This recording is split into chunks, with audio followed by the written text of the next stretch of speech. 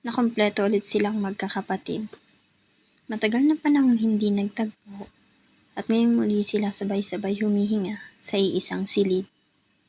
Pero parang may kulang, parang may upuang bakante na kahit hindi mo tingnan, ramdam mong wala talagang babalik.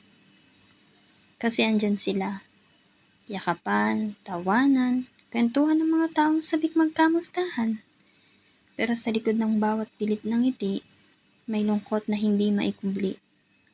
Nasa mata nila yung tanong na, paano ba magpapatuloy kung ang haligi ng tahanan ay wala na? Si Papa, si Tatay, si Lolo. Ang una nilang bayani at huling taong magpapatahan sa kaguluhan. Siya yung hindi nagsasabi ng I love you, pero ramdam mo. Sa bawat hatid, sa bawat pakain, sa bawat kinaon ka na parang ordinaryo lang, pero para sa akin, sapat na para maramdaman na mahal niya kami. He was a great man, a great father, a friend, and the best grandfather. The kind you don't just remember, the kind you ache for.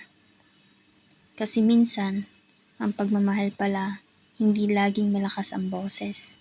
Hindi laging yakap na mahigpit. Madalas, nandyan lang, tahimik, simple, pero totoo.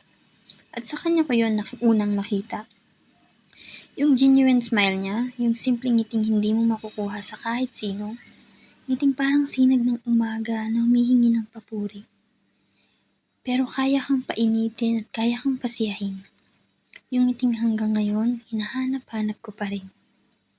Ang sabi nila, kapag wala nang haligi ng tahanan, guguho ang mundo. Pero mali sila. Kasi minsan, kahit mawala ang haligi, nananatili ang pundasyon. At siya yon, si Lolo, si Papa, si Tatay, na kahit wala na, tinuturuan pa rin kaming maging matatag.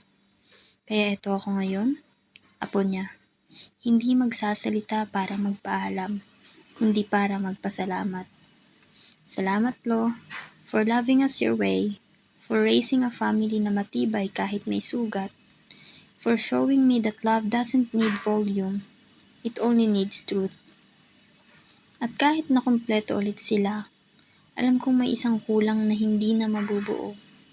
Pero kung nandito ka man ngayon, siguro tatawa ka lang, iiling ta sasabihin mo. Aani pa maahak.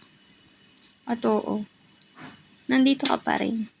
Sa alaala, sa puso, sa bawat ngiting minana namin sa'yo.